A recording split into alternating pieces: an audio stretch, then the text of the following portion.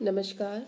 आज हम पढ़ रहे थे राष्ट्र का स्वरूप वासुदेव शरण अग्रवाल का निबंध है। वासुदेव शरण अग्रवाल का जन्म 1904 ईस्वी में हुआ और देहावसान 1966 ईस्वी में। साहित्य, संस्कृति, पुरातत्व और इतिहास के अप्रतिम अध्येता वासुदेव शरण अग्रवाल ने लखनऊ विश्वविद्यालय से एमए, पीएचडी तथा डीलिट की उपाधियां प्राप्त की।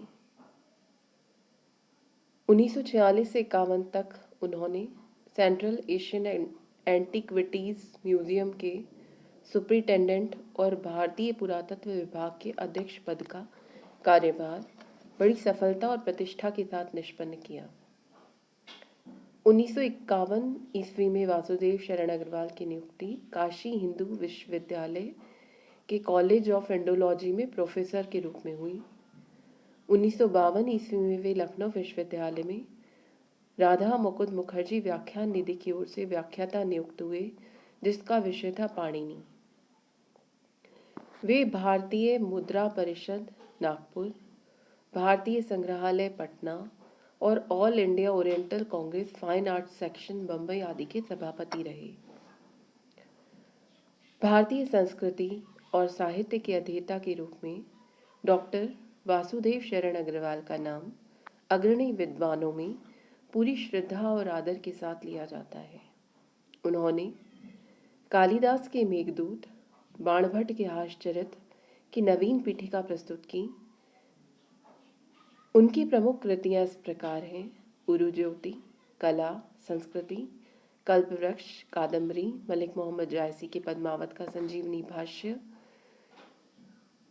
पाणिनि कालीन भारत, पृथ्वीपुत्र, भारत की मौलिक एकता, भारत सावित्र आदि।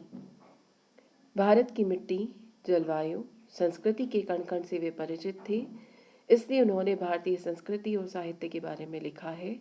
वह हिंदी की अमूल्य निधि है, उन्हें कई भाषाओं का ज्ञान था। साहित्य में उनकी गहरी रुचि और गति थे। उनके निबंध और पद्मावत का संजीवनी भाष्य इसका प्रमाण है। उनके निबंधों में गुरुता, गंभीरता और शोध दृष्टि है। राष्ट्र का स्वरूप शीर्षक निबंध डॉक्टर वासुदेव शरण अग्रवाल का एक गंभीर और सांस्कृतिक निबंध है, जिसमें उन्होंने राष्ट्र के स्वरूप को सर्वथा नवीन दृष्टि से परिभाषित किया है। उन्होंने राष्ट्र के 3 प्रमुख अवयव माने हैं: भूमि, जन और संस्कृति। भूमि उनकी दृष्टि में अपार संपदा का भंडार है।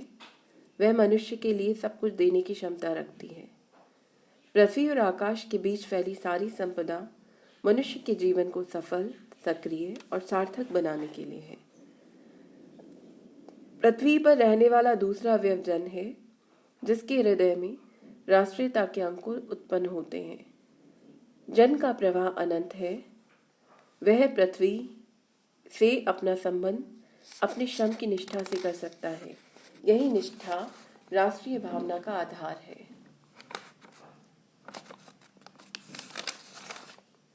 तीसरा अवयव संस्कृति है, जिसमें धरती और जन के संबंध प्रतिबिंबित होते हैं।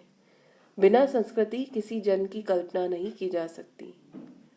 मानव जीवन के वृक्ष का पुष्प संस्कृति है, जो जन जन के बीच समन्वय स्थापित करने में सहायक होती है। संस्कृति ही विभिन्न देशों के निवासियों के बीच तादात्म्य उत्पन्न करती है तथा मनुष्य संस्कृति की ओर इसी तादात्म्य से बढ़ता है। मनुष्य ने जितनी भी प्रगति आज की है, वह उसकी सांस्कृतिक उपलब्धि है, जिसके ऊपर सारे विश्व के नागरिकों को गर्व होना चाहिए।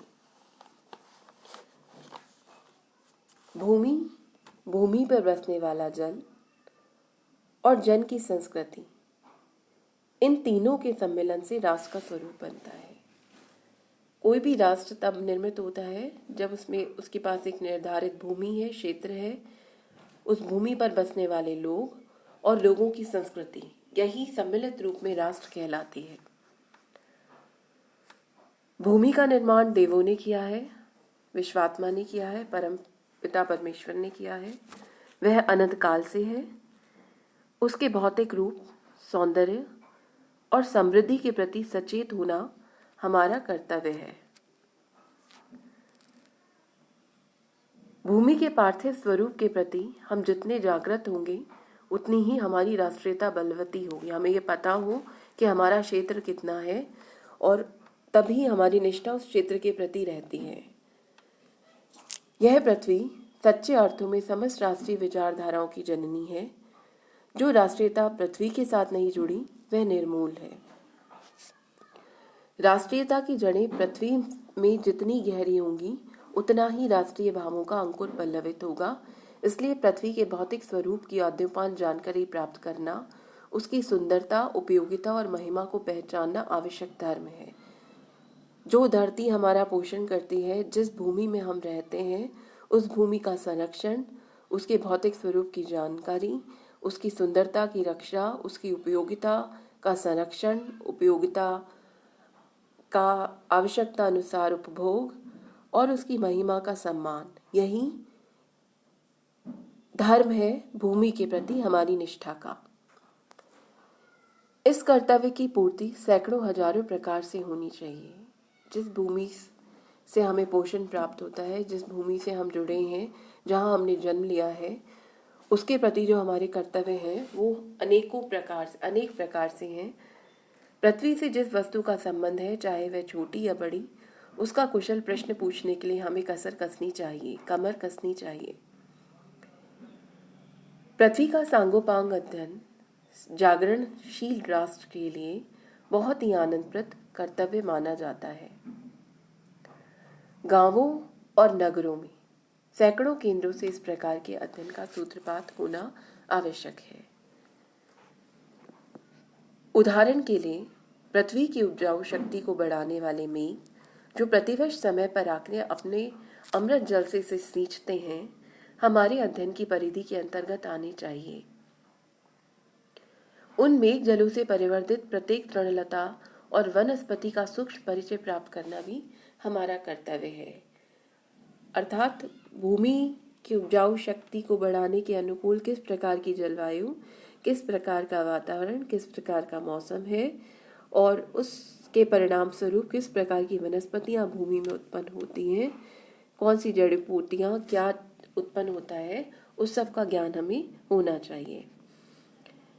इस प्रकार जब चारों ओर से हमारे ज्ञान के कपाट खुलेंगे, तब सैकड़ों वर्षों से शून्य और अंधकार से भरे हुए